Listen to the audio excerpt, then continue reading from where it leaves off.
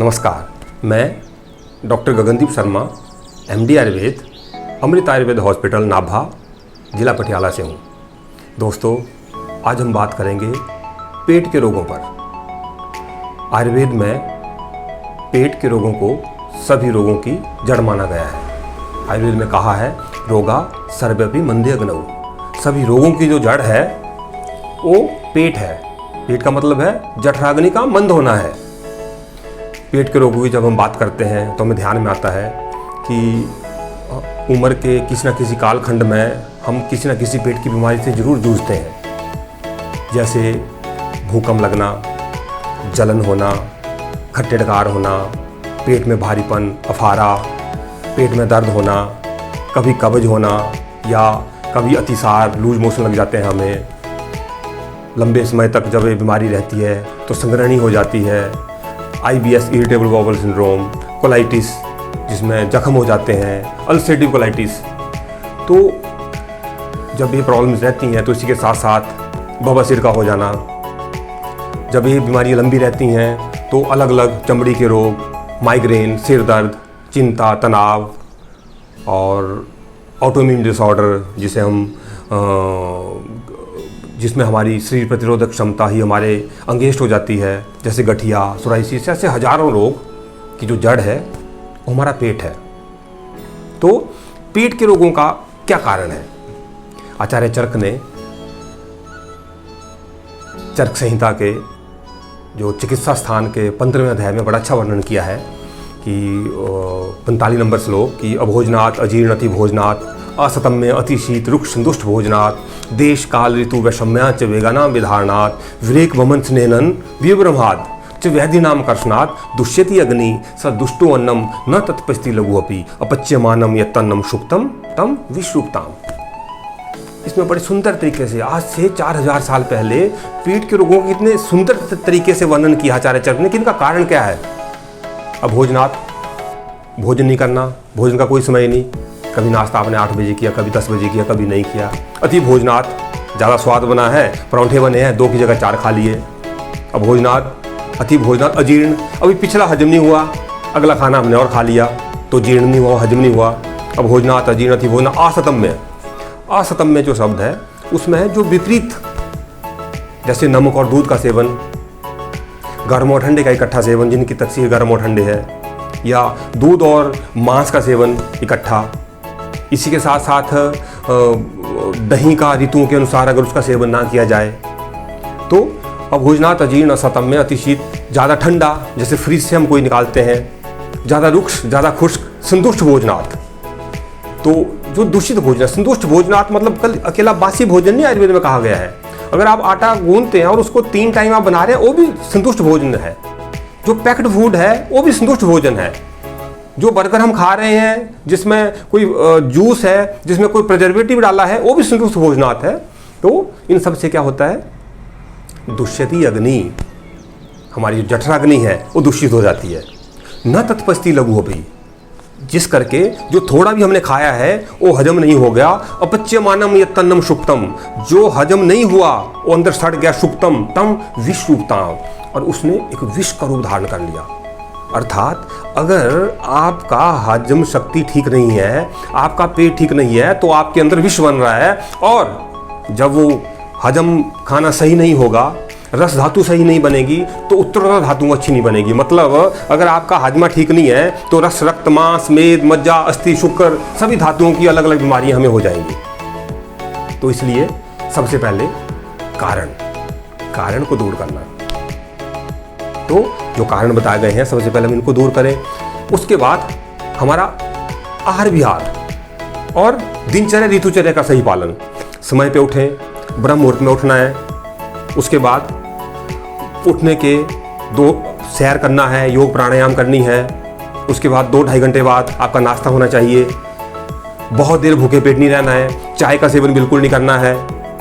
बहुत तली चीज़ें जैसे परांठा, अचार, दही, ज़्यादा खट्टी चीज़ें, मिर्च, मसाला, इसको अवॉइड करना है। अपने भोजन में आपने अधिक से अधिक फल, सब्जियां, इनका ज़्यादा सेवन करना है। कुछ ऐसे मतलब भोजन बताए गए हैं जो पेट के रोगों में तो फायदेमंद है ही है, लेकिन सभी बीमारियों में पथ्य है वो। क्या है? दलिया, खिचड़ी, घिया, तोरी, मूंगी की दाल। तो ये अगर हम अपनी डाइट में रखेंगे, अपने खाने में रखेंगे तो हमारे पेट के रोगों के लिए बहुत अच्छा है। उसके बाद जो ब्रह्म मुहूर्त में उठना, सुबह जल्दी उठना, 5 से 6 बजे के बीच में, समय पे नाश्ता करना, दोपहर को हल्का खाना खाना, और रात का जो डिनर है, रात का जो खाना है वो सूरज छिपने से पहले, अर्थात आपका 5 से 6:30 के बीच में आपका रात का जो डिनर है वो हो जाए, और ताकि उस डिनर के करने के लगभग 2 से 3 घंटे बाद आप सोएं, जिससे मोटापा नहीं होगा, पेट में जलन, खट्टे डकार, गैस नहीं होगी। और कोशिश करिए कि द्विकाल भोजन हो। आयुर्वेद में द्विकाल भोजन का बहुत वर्णन है कि दिन के 2 बार खाना। सुबह आपने 9-10 बजे जो है नाश्ता कर लिया, और शाम को 5-6 बजे जो आपका डिनर हो गया, और बीच में जो समय है उसमें फ्रूट्स और सैलेड ले लीजिए आप। तो सबसे पहले आपका जो कारण है उसको दूर करना, दूसरा आपकी दिनचर्या, समय पे उठना, समय पे सोना, और तीसरा आती है चिकित्सा। मतलब कि आपका खान पान, आपका रहन सहन का जो रोल है वो आपकी बीमारी को ठीक करने में 60% है। नॉर्मल हम क्या देखते हैं, हमें बड़ी लंबी समय से पेट की बीमारियां हैं, हम डॉक्टर बदलते हैं, लेकिन हम अपने आप को नहीं बदलते हैं। तो अपने आप को बदलने की आवश्यकता है, डॉक्टर्स को बदलने की आवश्यकता नहीं है।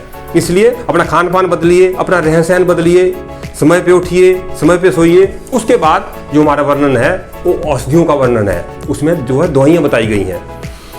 एक मैं आपको छोटा सा एक जिसे हम नुस्खा कह देते हैं या आयुर्वेद का योग कह देते हैं, उसका आप अनुसरण करिए और अधिकतर आपके पेट के रोगों में लाभदायक होगा। आपने क्या करना, 50 ग्राम सौंफ, 50 ग्राम मुलट्ठी, 10 ग्राम छोटी इलायची, 20 ग्राम सौंठ जिसे हम सूखा अदरक सूंड कहते हैं, 20 ग्राम दालचीनी, इन सबको पीस करके मोटा दरड़ा करिए।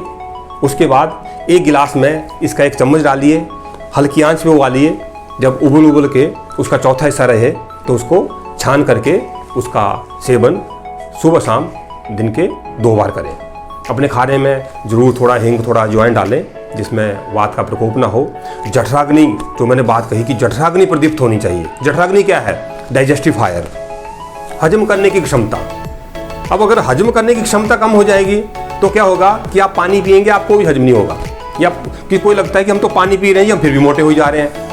तो जठराग्नि सही होनी चाहिए, और जो जठराग्नि के लिए जो सही करने का जो क्या तरीका है, उसका समय पे सोना, समय पे उठना, समय पे खाना, और ऋतुओं के अनुसार खान पान, मात्रा से अधिक मत खाना।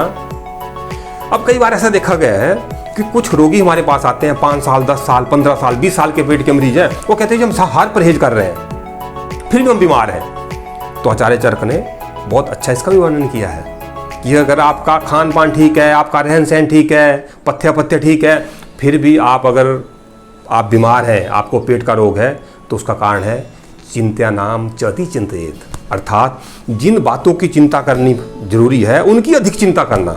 मतलब जो लोग स्ट्रेस में रहते हैं, टेंशन में रहते हैं, जिनको नींद प्रॉपर नहीं है, जिनको चिंता है, जिनको तनाव है, जो हर समय बहुत जल्दबाजी में रहते हैं, जिनका सोने, खाने, उठने बैठने का प्रॉपर टाइम नहीं है, उनको पेट के रोग ज़्यादा होते हैं, और उनको बीमारियां भी ज़्यादा होती हैं, और उनकी इम्यूनिटी भी वीक होती है।